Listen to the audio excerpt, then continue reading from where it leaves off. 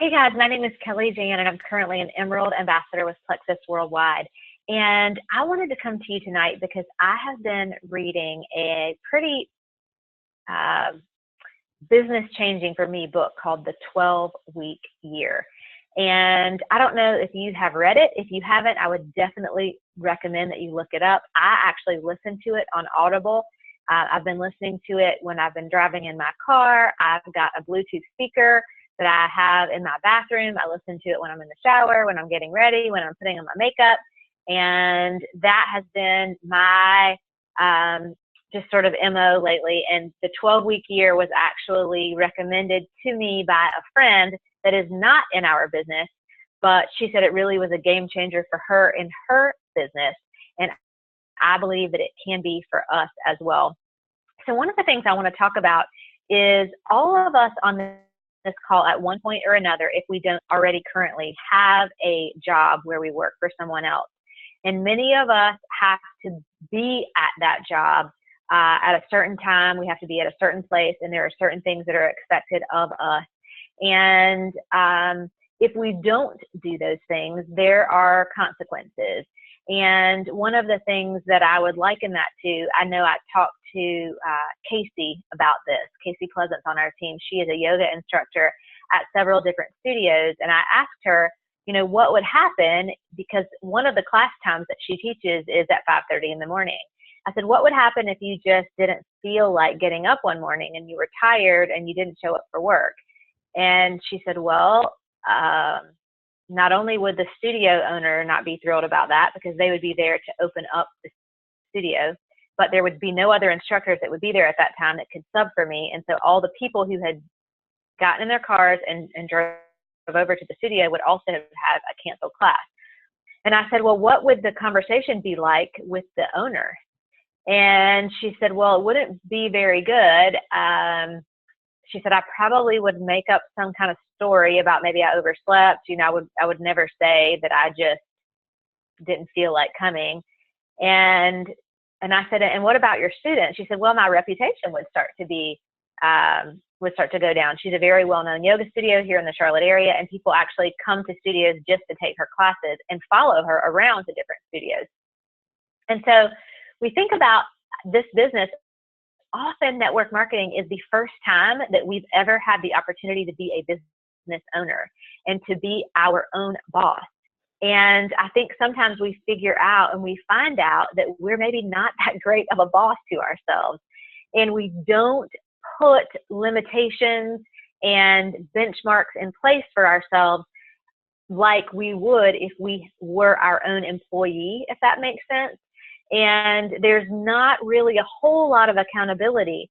And I know that Melissa and I have talked about, because I know that we both worked in very similar positions where we were traveling a lot. We had to go to trade shows. We worked very, very long hours, that we at times feel that we were more efficient and got more done in our Plexus business when we were still working full time, 60 plus hours a week, than we do now. And you would think, how is that possible? Well, what happens is when you've got deadlines at work and you're trying to squeeze Plexus in, you've got to be very focused and very driven during those little short bursts. When you've got the whole day and you think, well, I know I want to reach out to 100 people, let's say, the first week of May. Well, the first day you got busy, you were doing this thing with your dogs, you had to run your kids over this place, that place. You had a hair appointment, and then you think, okay, well, I'll just do 50 people tomorrow. And then tomorrow comes around and we've got all these things that we're doing and we just get busy. I'm speaking for myself, and Melissa would probably agree with me, that we just fill our time. And if there were ever all those little things, you know, I still got my hair done when I worked full time and did Plexus. I still ran my kids around to their activities. I still took the dog to the groomer, and still I somehow figured out how to get to Emerald. And now I'm at Emerald, and I think, well, dang, why am I not at Sapphire? Well, part of that is probably because I did not spend 12 months like I did with Emerald being as focused with my time as I did because I had a full-time job. And so what I want us to think about is what that I've learned in this book is called the 12-week year. So I'm actually going to share my screen with you and go through a couple of slides.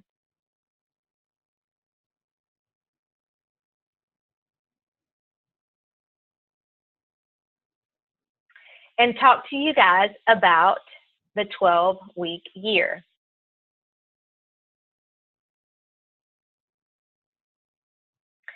So imagine, what if a month was only 1 week long? So what if we're condensing an entire month's worth of time into 1 week? I want you to let that sink in a little bit, because sometimes I think that we say, well, I'll just do it next week. Well, what if 1 week was all you had to encompass the entire month?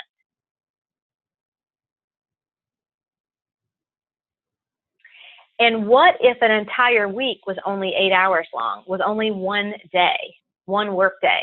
Now, I will tell you that in this book, he is talking about people who have sort of a 40-hour work week. We're going to have to change hours a little bit, because many of us are working 40 plus hours, and we're putting Plexus on top of that. So when I talk about some of the time blocking in a minute, you'll see what I mean by that. But so in this example, what if a week was only 8 hours long? Sometimes we think about, think about our diet. Well, I'm just going to have a cheat day. Well, now in this scenario, when you're thinking about if 1 day encompasses a week, do you have a cheat week? Probably not. For me, just in the past couple of days while I've been thinking about this, normally on Tuesday mornings, when my kids go to school, if my bar class gets canceled, I might go back to bed for an hour or two. Well, I didn't do that today, because I thought to myself, I wouldn't do that every day for a week. And so if today equals 1 week, then I'm getting up. I'm going to get the things done that I need to get done. I'm going to be more productive. So when we think about that 8-hour day, can we afford to just do things that aren't productive? And we think about scrolling Facebook and some of the things that we fill our time with that really aren't productive. And would we do that for an entire week? No. But if we're thinking about a day as a week, it starts to shift that mindset. And we sort of get into this rabbit hole, if you will, and we're spiraling downward. We really don't have any focus as to where we're going, because we think, oh, well, I'll just do it next week, or I'll just do it tomorrow. So what is a 12-week year? We've got all this knowledge. We know what we need to do to be successful. We know that the only true income producing activities are reaching out to prospects that are either going to become customers, ambassadors, or people that are going to become referral partners for us. And if we're not reaching out and we're not following up, we are not producing income. But some things, some days, and sometimes even weeks, we don't do those activities. We think, oh, I'll just go to this event, or I'm going to listen to a bunch of podcasts, or I'm just going to read this week, or I got on Melissa's training and I'm just going to let that soak in for a week. Okay, guys, if we're going to change our mindset and think about 1 day equaling a week, we can't just blow off those responsibilities and those things that we know that we need to get done. So maybe what our problem is we've got an execution challenge. We've got to figure out how to execute on the things that are the very most important things. And we know that that is reaching out. And I want to show you a calendar that I've put together here in just a few seconds. So every day is going to count, because every single day is a week. And if we think about, well, I'm just going to take the weekends off. I don't want to work any on Saturdays. I don't want to work any on Sundays. That means you've got 5 days to work on your Plexus business in addition to whatever else you do. Say Monday, Tuesday, Wednesday, Thursday, Friday. Do you realize you've actually just now given yourself 1 more week in the month? If we're thinking about every single day being a week, now you have 5 weeks in every month. We've actually lengthened our calendar, if you will. We always say, oh my gosh, if I could just have more hours in the day. Well, I just gave you an extra week in every single month, and you can have the weekends off. We've got to make sure that we're not getting lost in saying, well, this is what I want to do this quarter. I know that with my team, Melissa has sat down, and with many of you, and you got on and said, okay, what are we going to do in Q1? What are we going to do in Q2? But guys, our business really doesn't work that way. If you think about it, in our Plexus business, our year, the physical year, the actual 12-month year, begins on August 1st and ends on July 31st. Now you think, well, why is that? Well, because if your goal is to become an emerald or to become a jewel in this company and you want to go to Hawaii, the very last day in a 12-month period that you can do that is July 31st. After that, your year starts over. August 1st is the first month of your year. And we don't often think about it like that because that doesn't fit into the traditional Q1, Q2, where it's January, February, March, April, May, June. So guys, we are starting right now in May.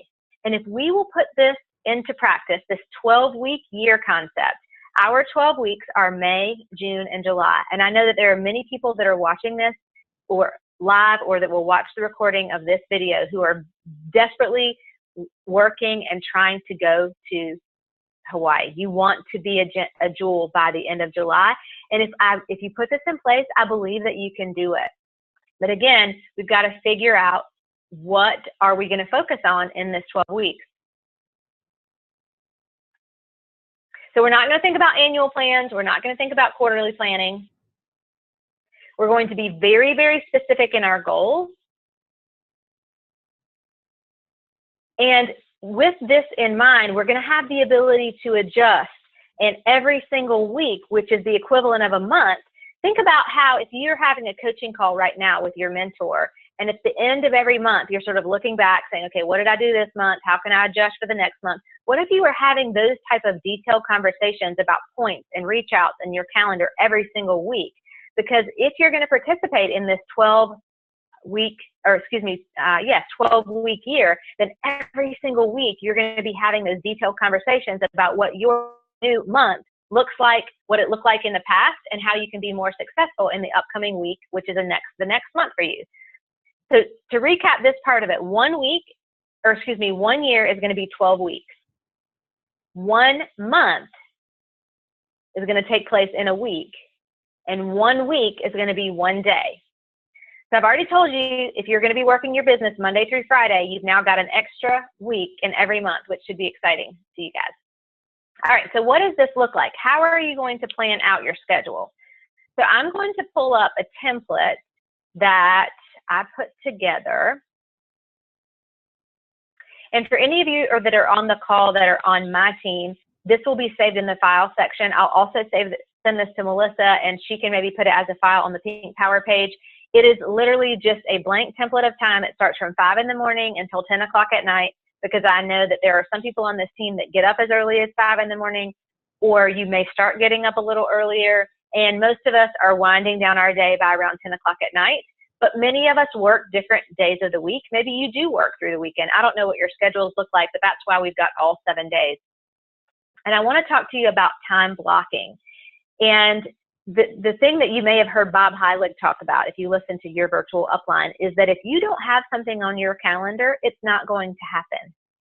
And that means you need to write down every single thing that you are doing.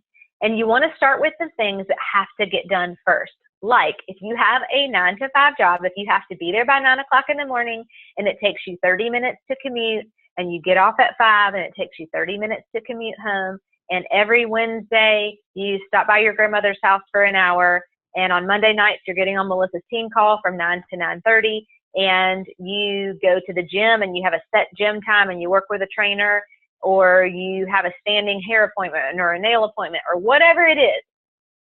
Those are the things that you are going to put on your calendar first, and you're going to put all those things on the calendar. I would recommend that you print this off and you use this so that you can get very, very specific as to the times. What time do you wake up every morning? What time do you typically go to bed every night? I know for me, when I was working full time, I knew that when I was in the office working in Virginia, I could not be on my phone during the day, but I did take a lunch break every day from 12 to 1 o'clock.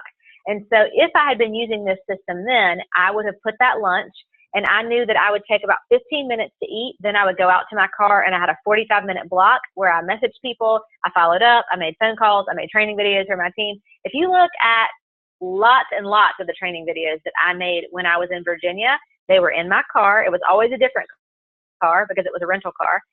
or it was in the basement of somebody's house where I was staying. It was at somebody else's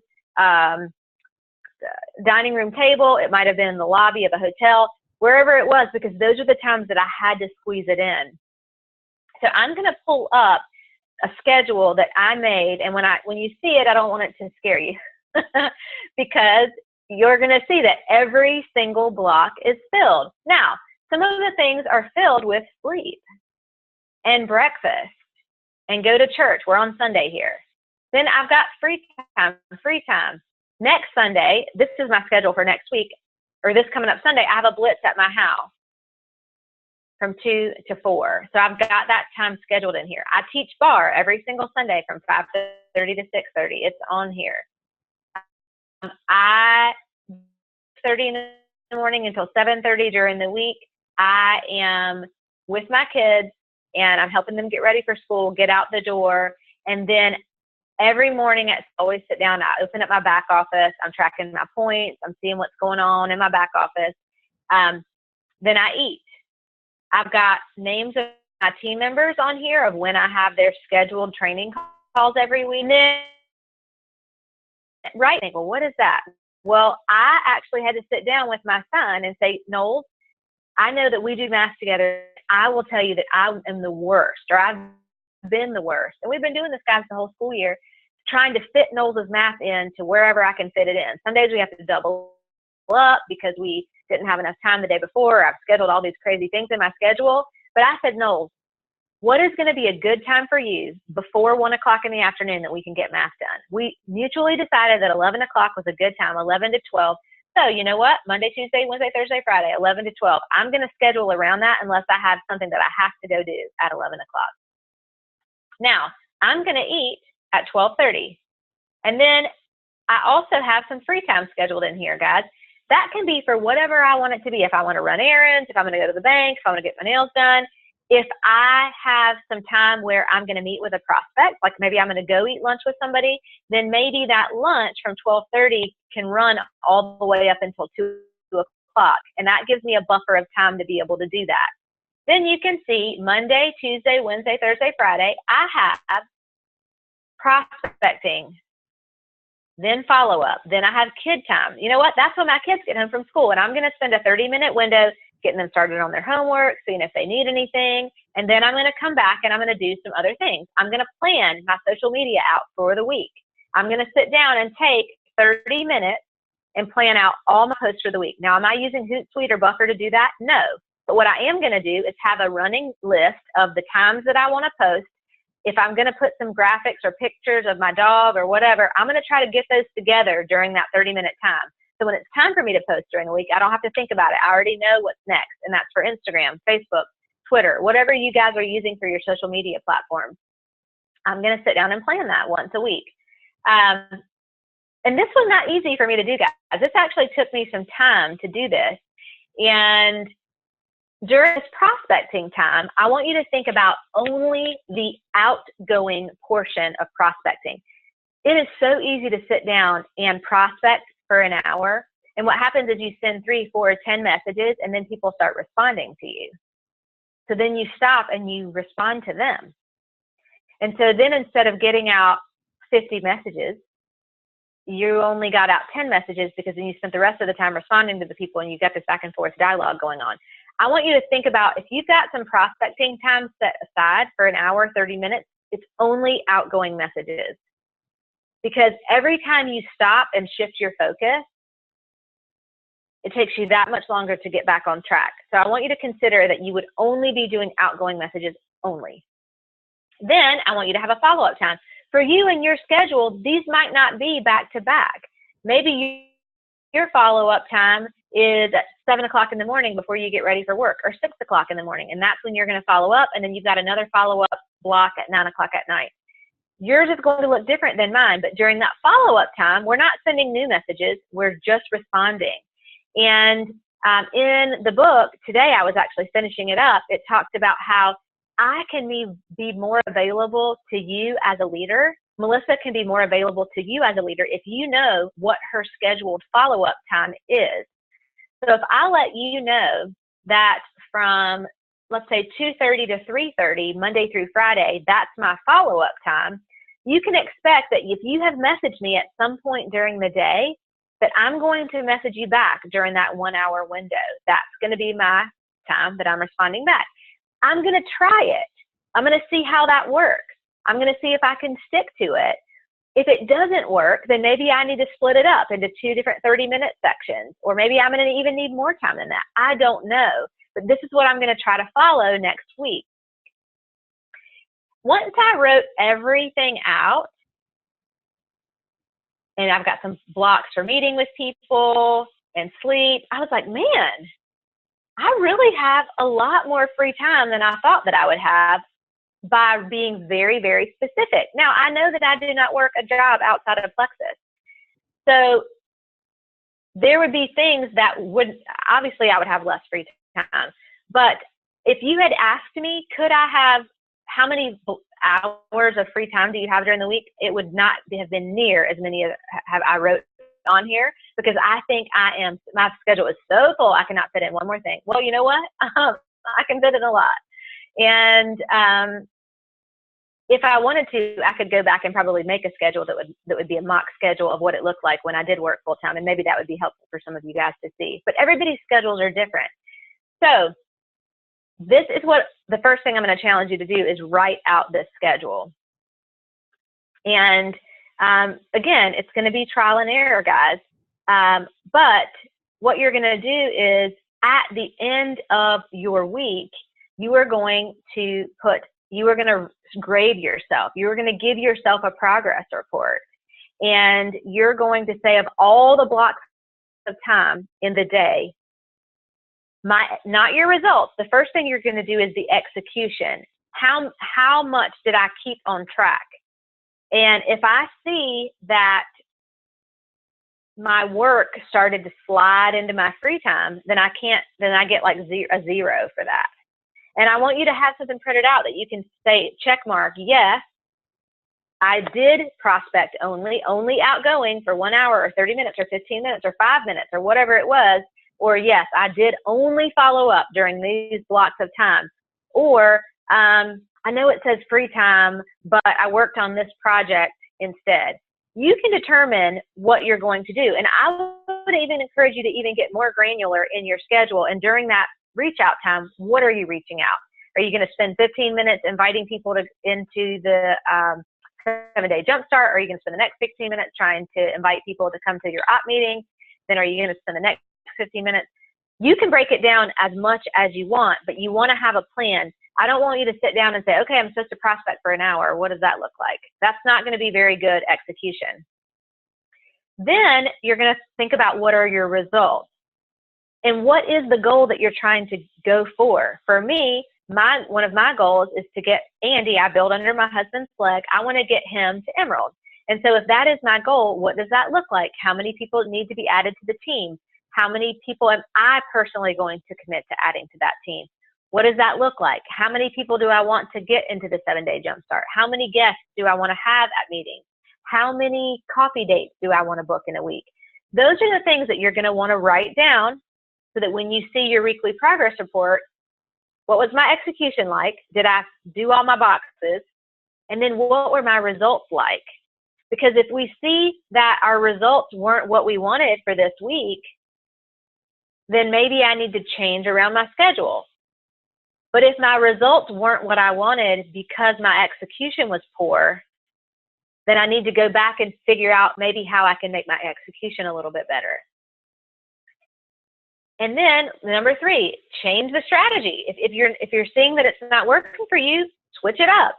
You know, maybe you find that you need more of what they call buffer blocks in the book, where you are responding, you're doing your email, you're posting on Facebook, whatever. Maybe you need more time. Maybe you need more time to reach out. Maybe you need less time. You may find that if in the past your goal was to send out 25 messages a week, we now know that 1 day equals a week. So we're going to be sending out 25 messages every day. If our goal was to send out 100 messages a month, we now know that means we're going to be sending out 100 messages in a week.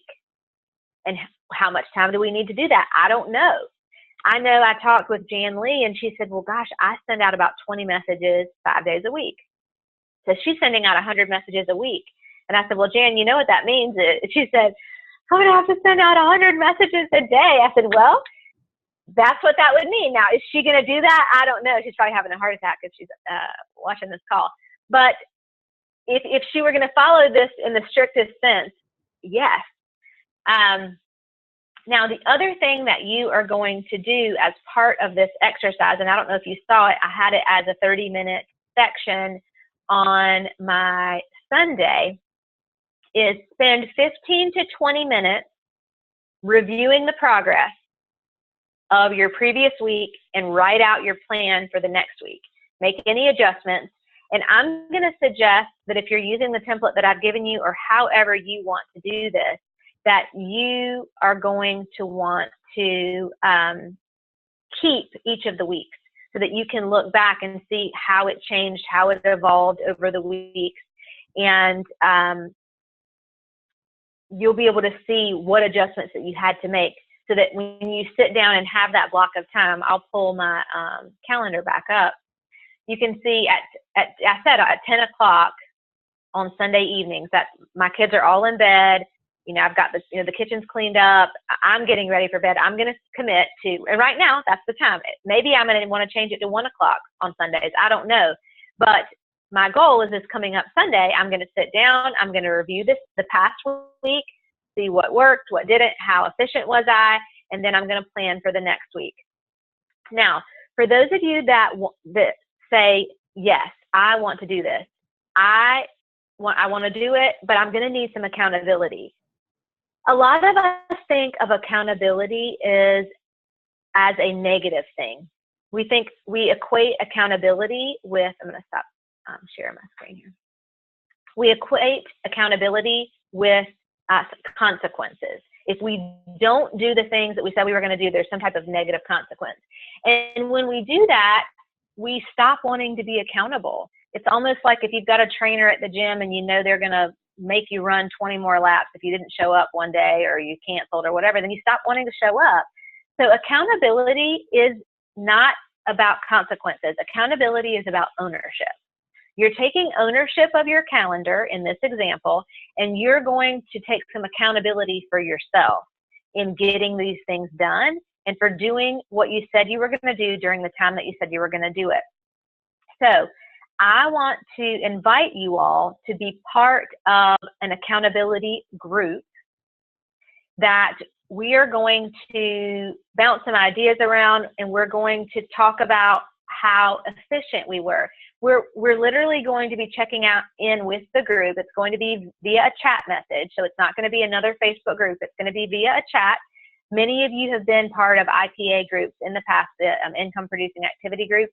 This will be an accountability group, and the point of it is going to be once a week on Sunday, when you sit down and review your week and plan out your schedule, that you will tell the group how effective you were and how your results on a percentage.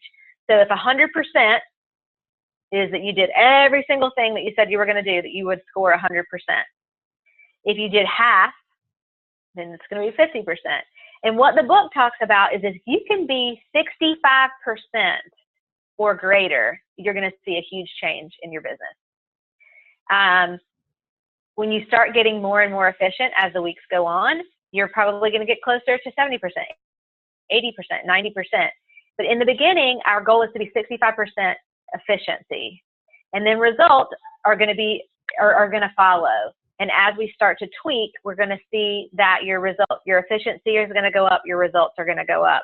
Because we're planning a whole month, we're fitting a whole month into a week. We're not waiting until the end of 30 days to make adjustments. We're doing it every week. The other thing that I'm going to ask you to do is once you get in this group is that you will pair up and have an accountability partner. Because if we're talking about every week being equal to a month, we don't want to wait even to the end of the week to say, man, I've been really inefficient and I scored 30%. And you feel like you've wasted our new month. I've wasted a month. No, we want to nip that in the bud as soon as it happens. And so if Melissa is my accountability partner, every day, guys, at the end of every day or at the beginning of the next day, however you want to do it with your accountability partner, all you do is check in and say, I did really well yesterday, or yeah, yesterday wasn't so great. I actually, instead of prospecting, binge watched my favorite show on Netflix or whatever. But you're able to be accountable with that one person. You're going to do that separate outside of the chat group once a day. Bob Heilig talks about that when he was really getting serious about his business, that he had an accountability partner, and all that, and only Bob was accountable to this guy. It was not a mutual accountability. And he had to call him once a day, physically call him on the phone and say, hey, I did all the tasks that I was supposed to do today. My calendar's full, whatever it was. And he said that after he called him like 2 days in a row and said he didn't have anything on his calendar, that he was like, okay, I'm never going to let that happen again. I'm going to have at least something on my calendar. And again, it's not about a punishment or it's not about consequences. It's about ownership. And so if I am going to share my calendar, and that's what I want you guys to do with that accountability partner, I actually want you to physically share your calendar, whether you take a picture of it, whether you save it as a Word file, because that's what this is, it's a Word file. And if Melissa's my partner, I'm going to email it to her. I'm going to send it to her as a file through Facebook Messenger. And she's not my mom. She's not my boss. I don't get 40 lashes if I didn't do it. But I just now know that she has my calendar and I have hers. And we can have some candid conversations at the end of the week. And I can say, she's like, well, man, I really felt like I was sort of inefficient. I really didn't get a whole lot done in the afternoon. Well, if I see that she's got like 5 hours of free time every single afternoon and she's saying she's not feeling very effective, then I'm say, well, maybe let's put one of those follow-up blocks in there right before dinner. Or, you know, what time does your spouse get home from work? Oh, they don't get home until such and such. What time do your kids get home from work? What time do you get home from work? And we can help each other tweak our schedules if we're having those conversations once a week. And I think it's going to be very beneficial. What I want you guys to do this week, take this calendar, fill it out. I know that we're already into the week. You know, we're already on a Tuesday, and this is sort of your buffer week. Remember how we have 5 weeks in the year, or we've got 5 weeks in our months now. So don't freak out. We've got a little bit of extra wiggle room. So I want you to take this week to really sort of figure out, what does your schedule look like? What are those blocks of time? What are you doing now that's not very efficient? Because I look at this and you know what's not on here, and I just thought about it while I was going through the schedule for you. I don't have any time on here that's blocked off for me to work out. None. Now, I've got lots of free time blocks, so I know I can pick a block and do it. But you know what? If I decide that I still want to have all those free time blocks and I don't want to give any of that up, if I want to work out, then maybe some of those sleep blocks might have to go away. Maybe 30 minutes, I'm going to get up earlier and work out for 30 minutes. Or maybe on Fridays, when I literally have free time blocks from 4 o'clock on, maybe Friday afternoons, I'm going to be working out. Whatever it is, I'm going to have to work on that. And if I start seeing that I put my workout block in at 5:30 in the morning and I miss it 4 days in a row, hello, I'm going to have to figure that out, move my schedule around. But if I've got an accountability partner that's helping me to take ownership over my calendar, and we've got the checking in once a week with our efficiency and our results, guys, I think that between now and the end of July, which is a 12-week period of time, we can see enormous growth in efficiency. And then as a result, the results in our business in growth, in points growth, in personal growth. For me, guys, you know, one thing that you didn't see on my schedule is I did not have a scheduled time to sit down and read. Well, that for me is part of my nighttime routine. I know that I don't need to put that on there because I already do it. When I'm getting ready every morning, when I'm brushing my teeth, when I'm putting my makeup on, when I'm getting dressed, I'm always listening to a podcast. Again, I don't need to put that down.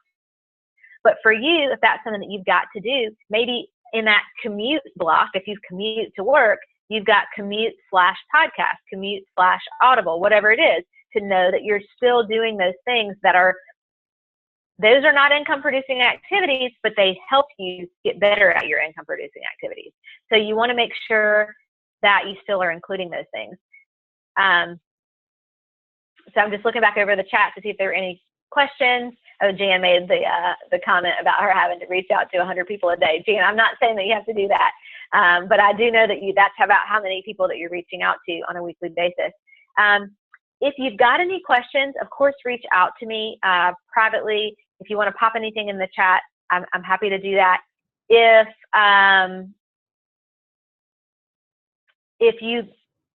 you want to be included in the group chat, then don't comment here.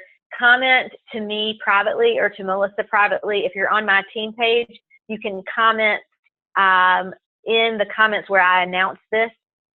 If you're on Melissa's team and you are part of this call or you're listening to this call, you can reach out to Melissa. We'll all be in a chat group. I'm going to try to keep the chat group small, so Melissa may run one, I may run one. Some of the other jewels may run their own chat groups, but, oh, Melissa. Okay, yeah. So yeah, if you're not on my team, just get with Melissa and she can make sure that you're in a chat group. But my goal is that starting on Sunday evening, this next Sunday, will be the first time that we sort of have our first check-in with our group as a whole. We figure out who our accountability partners are going to be and that we will exchange calendars with your accountability partner this coming up Sunday. So today's Tuesday. You got a couple of days to be thinking about what your schedule is going to look like. And again, guys, it's all going to be flexible. It's all fluid because we want to be more and more and more efficient. By the time we get into week 4, 5, 6, this is going to be a well-oiled machine. But you know what? My schedule is going to change because my kids are going to get out of school. They're going to be home more during the day. Math is going to be gone, thank the good Lord. And I'm not going to have to get up as early because nobody's leaving the house. We can sleep in a little bit longer. But my kids are going to want me to take them to the pool and to go to the park and drop them off at the fishing pond, all these things. So again, I'm going to have to be very strict with my schedule, and I'm going to have to get some buy-in from my family. We've talked about getting buy-in from your shareholders. Share your calendar with them, guys. If you've got dedicated reach out time from 2 to 4 every day, and that's the time that my kids are home from school, I'm going to have to let them know, hey, 2 to 4, my door is closed. I need this time. But whatever it is, you've got that buy-in from your shareholders, and your shareholders are the people that live in your house, your kids, your spouse, your girlfriend, your boyfriend, your roommates, whatever it is, so that they know, even your dog, shut the door, and you're going to have some alone time. So thank you guys so much for joining me tonight. If you have not read the book, can you send us the presentation? Yes, I'm definitely going to send you the template.